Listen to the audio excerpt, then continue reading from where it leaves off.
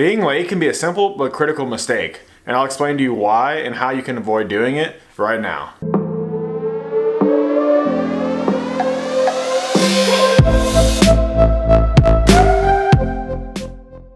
Hey everyone, welcome back to Modern Mindset. Today I'm going to talk about why it's important to be on time and why you should make every effort to be so. I don't know if it's my time with football or what, but someone being late really rubs me the wrong way. We had this concept driven into us where there is no excuse for ever being late. We had this saying and it went something like this: if you're early, then you're on time. If you're on time, then you're late. If you're late, then you're too late. Which by logic doesn't make a whole lot of sense, because if you're on time, then you're on time. But I didn't come up with the saying, so don't blame me. But for me, the saying really drives home the principle that being on time is a necessity. I actually remember a time during the first year of college football where we had this ex-Marine strength coach, and to be honest, I was a little scared of pissing him off. I'd heard plenty of stories of how explosive he could be. And explosive, I don't mean like energetic, I mean like the guy is crazy. One time he threw a plate through a window because someone pissed him off.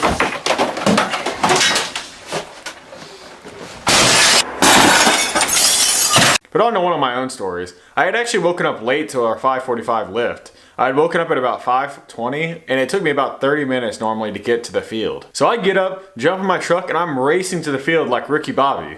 How fast is he going? 26 miles an hour. And by some miracle, I ended up making it to the field with like 3 minutes to spare. But of course, if the story was that simple, I wouldn't have remembered it. Well, whenever I get to the field, they had actually just moved us to an indoor complex where they had a fence surrounding the actual doorway. Well, they put a padlock on the normal fence that we used, and I couldn't get in. Didn't know the code, didn't know what to do. So I did the only thing I could think of. I climbed up this 12-foot fence and I jumped over. Me being my agile 270-pound self, didn't really make it over the fence too gracefully. I ended up slicing my palm open on the top of the fence when I jumped over. But at that point, I didn't care. I was like, screw this, and I ran directly inside and got dressed and managed to get in my spot in the nick of time. I didn't actually tell them that I was bleeding everywhere until after we got inside and started lifting weights. And I sure as hell didn't tell the ex-Marine that the reason why I was bleeding was because I was late. I ended up telling one of the assistants that I just needed to go see the medical people because, you know, I'm not looking to get a plate thrown at me or anything like that. After that, I never relied on having a single alarm to wake me up again. Even to this day, I still use 4 alarms every morning in order to make sure that I get up. Even though I now work in the real world, I still haven't lost this principle. I may not have an angry drill sergeant yelling at me anymore.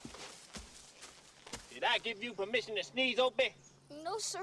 Then you hold it in, you big-eared turd. But I still think it's important to show up on time. I know how much I value my own time, so I respect others' time as well. For me, I do a lot of interviews for my job, so if you show up late, you're starting down an arm and a leg. I'm not saying that you can't pass the interview based off your merit and your performance, but I definitely do hold this simple task of showing up on time as an important part of the process. For me, it's also important that you show up on time because interviewing isn't actually part of my technical 40 hours a week job. I actually contribute that time outside of my billable hours since I'm a contractor technically for other clients. So you showing up late is actually taking up my free time in order for me to try to give you an opportunity to get hired. And also, I'm not saying there aren't circumstances where you may be running behind, but for me personally, they need to be extraordinary for me to be able to give you a pass on that. If you're gonna be late to a meeting or an interview or something along those lines, the best thing I can suggest is for you to send a message to the person you're meeting with that you're gonna be running a little bit behind. Because for me, one of the worst situations is whenever I'm sitting in a meeting room,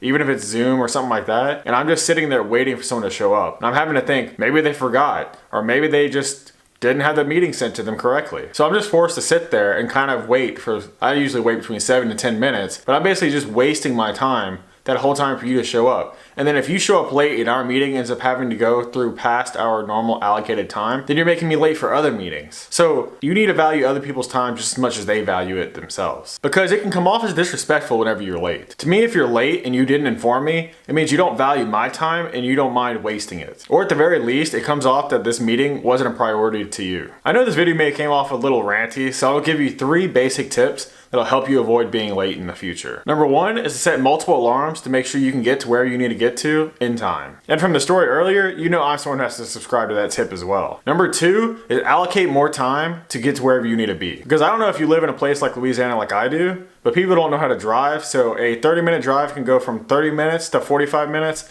in a matter of moments. And number 3 is make sure that if you have back-to-back meetings, that you inform either the person you're meeting with first that you have a hard stop or make sure that you have a transition time between the two meetings in order to make sure you're not late to either of them. This one can be tough in today's world because everyone's using Zoom nowadays, so they think they can just schedule meetings back to back and not have a transition time. So maybe if you needed water or you need to go use the bathroom or anything like that, now you don't have that. You have to switch right over, where this first meeting may have been running late. So now you're going to be late to all your meetings going afterwards. These simple tips will help you avoid being late to your commitments. But like I said before, if you're going to be late to something, try to inform the person at least a few minutes in advance or as early as possible so that they can be aware and they're not just sitting there looking like an idiot. It's better for you to tell them that you might be a few minutes late and actually be on time than to have it the other way around. I know this video may have come off as a little ranty, and I'm sorry about that. I just happen to really have a passion for this, and it's kind of strange and people don't really understand it, but hopefully at least now you may have some understanding of why some people hold being late or being on time as very important. If you made it this far, consider subscribing to the channel so you don't miss any future content. I make weekly videos, and if you have any requests for any specific topic or content, leave it in the comments down below, and if I select it, I'll make sure to feature your comment in a future video. But with all that being said, thanks for watching the video, and see you next week on Modern Mindset.